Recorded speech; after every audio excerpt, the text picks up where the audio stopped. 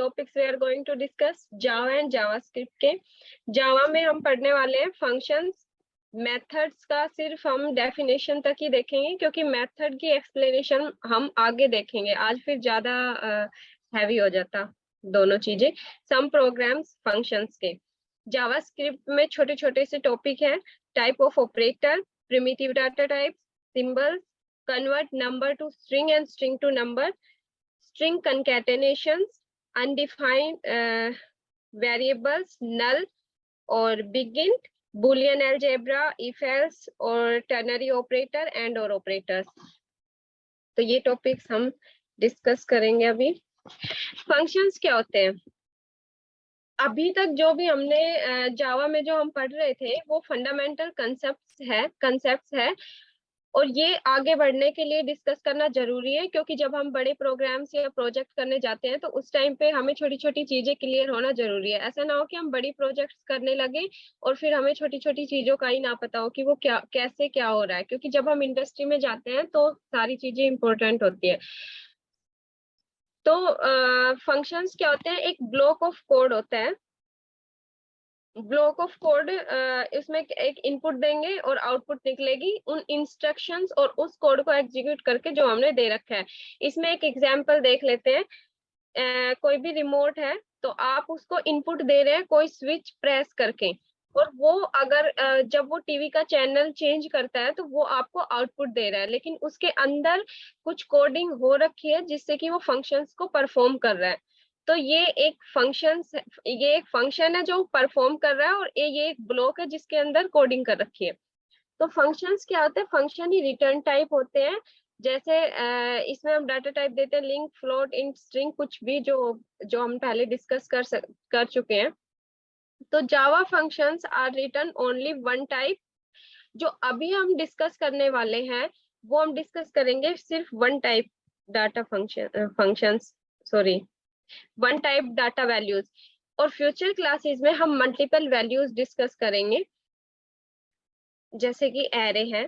Function name है वो keyword का नाम नहीं होना चाहिए। जब भी हम फंक्शन नेम लेते हैं तो कीवर्ड के नेम से उसको डिफाइन नहीं कर सकते हैं, क्योंकि कीवर्ड अपने आप में ही जावा में डिफाइन किए हुए रहते हैं। तो उनको ना जावा दोबारा नहीं लेगी, क्योंकि कीवर्ड डिफाइंड वर्ड है जिनको हम यूज कर रहे हैं, उनके अलग फंक्शंस उसमें सेट है।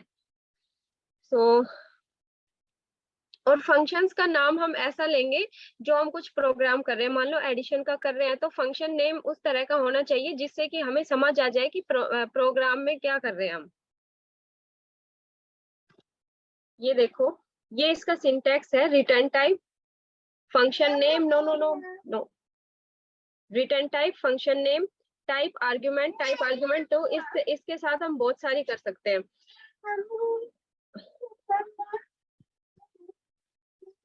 एक मिनट, इसके साथ हम बहुत सारी कर सकते हैं आर्ग्यूमेंट्स को ऐड। तो यही एग्जांपल है जो मैंने अभी आपको बताया ऊपर करके। तो ये हमारे स्टोर कहाँ होते हैं? ये मेमोरी में स्टोर होते हैं और ये ब्लॉक्स की फॉर्म में स्टोर होते हैं। फंक्शंस, जो भी डेटा टाइप और फंक्शन हम देते हैं, ये भी हमने पहले डिस्कस कर लिया है। इसके पहले पब्लिक और स्टैटिक लगाते हैं हम जावा में, ये भी हमने पहले डिस्कस कर लिया। ये सिर्फ इसके स्टार्टिंग में दिखाने के लिए ही था। ठीक है, अब रिटर्न टाइप में क्या देते हैं? रिटर्न टाइप हमारा हो गया ये इंट, फ्लोट, स्ट्रिंग, ये जो डेटा टाइप देते हैं तो इनको हम रिटर्न टाइप का। इसके अलावा अगर हम वॉइड लिख देते हैं ना प्रोग्राम में, तो उसमें क्या है कि हमें रिटर्न टाइप सॉरी लास्ट में रिटर्न लिखने की जरूरत नहीं होती, क्योंकि वॉइड अपने आप में ही रिटर्न होता है, वो प्रोग्राम से खुद ही एग्जिट कर जाता है। उसका मतलब है कि हम रिटर्न अगर प्रोग्राम से कर रहे हैं तो हमने अगर वॉइड मेन लगा दिया तो उसके बाद लास्ट में हमें रिटर्न करने की जरूरत नहीं होती। ये शायद हम सी में भी करते हैं। ठीक है, तो ये इसका सिंटैक्स लिखते हैं, उसके बाद उसमें सेट ऑफ ऑपरेशन परफॉर्म करते हैं। जो टाइप आर्ग्यूमेंट है इसमें हम सिंगल टाइप की भी लिख सकते हैं और मल्टीपल टाइप की भी लिख सकते हैं, लेकिन अभी हम सिर्फ सिंगल टाइप की ही डिस्कस करेंगे। तो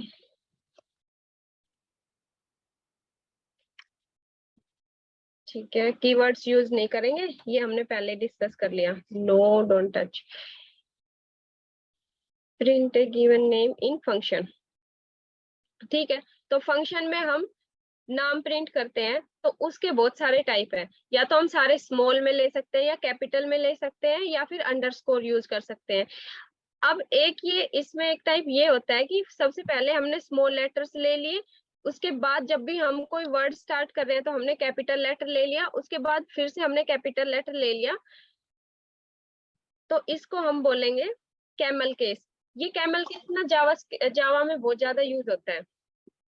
तो जब भी हम कुछ जब भी इंस्ट्रक्शन से लिखेंगे, जब हम प्रोग्राम्स लिखते हैं तो उसमें कैमल केस बहुत ज्यादा यूज हो जाता है। तो इससे क्या होता है कि डिफरेंट डिफरेंट चीजें हमें यूज नहीं करनी पड़ती, कोड है एक सीक्वेंस में लिखा हुआ दिखाई देता है। ये एक रूल सा बन रखा है इसमें। प्रिंट एक गिवन नेम इन फंक्शन। हाँ, तो ये हमने अभी कर लिया, वो ही है। ठीक है, तो अब एक प्रोग्राम से देखते हैं कि अगर हमें एडिशन प्रिंट करना है फंक्शन के थ्रू, फंक्शन को कॉल करा के फिर एडिशन अगर हमें करना है, तो यहाँ तक तो प्रोग्राम सेम ही था। इंट में हमने सम, सॉरी, एक क्लास फंक्शन डिक्लेयर कर दिया। इसके बाद पब्लिक स्टैटिक हम उसमें लगाते ही हैं। फंक्शन का नेम हमने ले लिया कैलकुलेट, फंक्शन का नेम हमने ले लिया कैलकुलेट सम, और उसमें हमने इंट ए और इंट बी डाल दिया। इंट ए और इंट बी की वैल्यूज को हमें यूजर से एंटर कराना है। सम रिटर्न कर दिया। स्कैनर क्लास ले ली हमने इनपुट एंटर कराने के लिए। इंट में ए और बी दोनों को एंटर कराना है, इसलिए इनको डाल दिया स्कैनर क्लास में। इसके बाद सम को, अब हम फंक्शन को कॉल कर रहे हैं कैलकुलेट सम। कैलकुलेट सम हमने एक फंक्शन लिया था, अब उसको कॉल करके हमें रिजल्ट शो करना है। तो कैलकुलेट सम में ए और बी डाल दिया और प्रिंट करवा दिया सम सिस्टम डॉट आउट से। तो सबसे पहले यूजर हमसे इनपुट मांगेगा, जब हम इनपुट एंटर कर देंगे तो उसके बाद वो उस फंक्शन को कॉल करके उसमें सम शो कर देगा हमें। तो मान लो कि हमने यहाँ पे 3 और 4 इनपुट डाली थी, और उसके बाद इसके आउटपुट इसने यहाँ पे 7 शो कर दिए। ओके,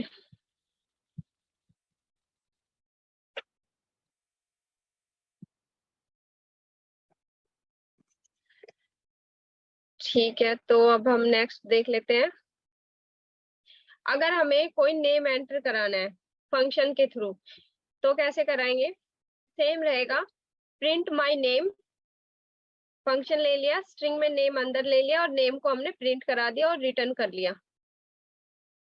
अब हमें नेम यूजर से एंटर कराना है, इसलिए हम स्कैनर क्लास को कॉल कर लेते हैं और sc.next से उसको एंटर करा लेते हैं यूजर से नेम को। अब जो यूजर ने नेम एंटर किया है वही हमें प्रिंट कराना है, तो उसी फंक्शन को फिर हम कॉल कर देंगे प्रिंट माई नेम, और उसके अंदर हम नेम डाल देंगे।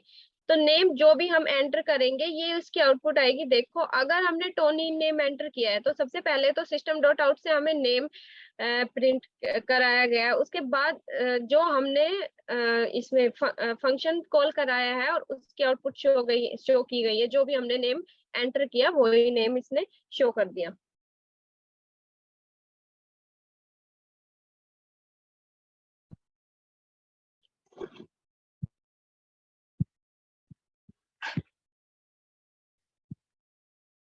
ठीक है, अब देख लेते हैं।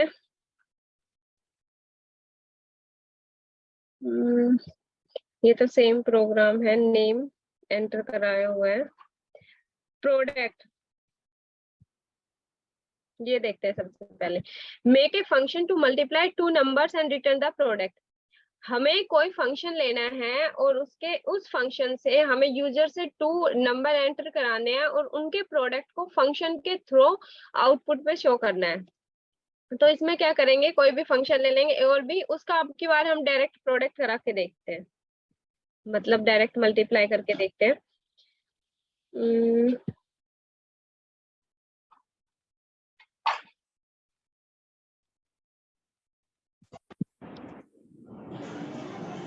ये देखिए, कैलकुलेट प्रोडक्ट, हमने फंक्शन का नेम ले लिया, फंक्शन के नाम से ही पता चल रहा है कि क्या फंक्शन है, सॉरी फंक्शन का यूज क्या है, क्योंकि जब हम बड़े बड़े प्रोग्राम्स करते हैं तो उसमें हम कई फंक्शंस को कॉल कराते हैं, कई फंक्शंस को एंटर करते हैं, सॉरी लिखते हैं, तो उसमें क्या होता है कि समझ में आना बहुत जरूरी है कि कौन सा फंक्शन क्या काम परफॉर्म कर रहा है।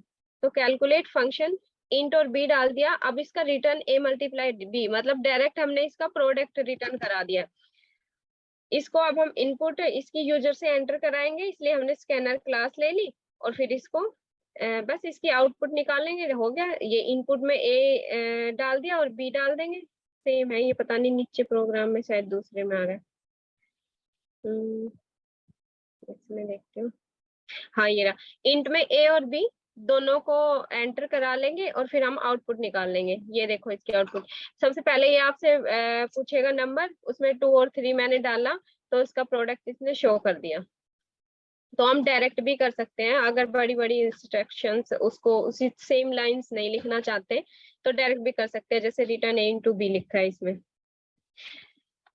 Find the factorial of A number. अब ये जो फैक्टोरियल है, फैक्टोरियल, फैबोनिसीज, ये जब हम इंडस्ट्री में जाते हैं तो ये सबसे ज्यादा पूछे जाने वाले क्वेश्चन होते हैं हमारे से। फैक्टोरियल क्या होता है, कोई एन नंबर है, उसका मल्टीप्लाई है उस नंबर को बार माइनस माइनस करते जाओ जब तक कि वो नंबर 1 ना आ जाए, तो ये फैक्टोरियल है। अब जैसे कि ये सेम है, ये इसका एग्जांपल है, देख लो 1 है, 2 है, कोई भी फैक्टोरियल अगर 5 है, 6 है, तो उसको वहां तक की मल्टीप्लाई करता जाना है, 2 से 1 2, फिर 3 2 1, फिर 4 3 2 1, 5 4 3 2 1, और उसको डिवाइड, उसका प्रोग्राम देखेंगे हम, ठीक है। अब इसका प्रोग्राम देखते हैं। प्रिंट फैक्टोरियल, ये हमने एक फंक्शन ले लिया, इंट में n डाल दिया, n वो नंबर है जिसका हमें फैक्टोरियल निकालना है। अगर हमने फैक्टोरियल 1 लिया है तो इसमें फॉर लूप लगाएंगे, क्योंकि हमें हर बारी एक एक से माइनस करते जाना है और n से फॉर लूप लगाया और फिर i को फैक्टोरियल से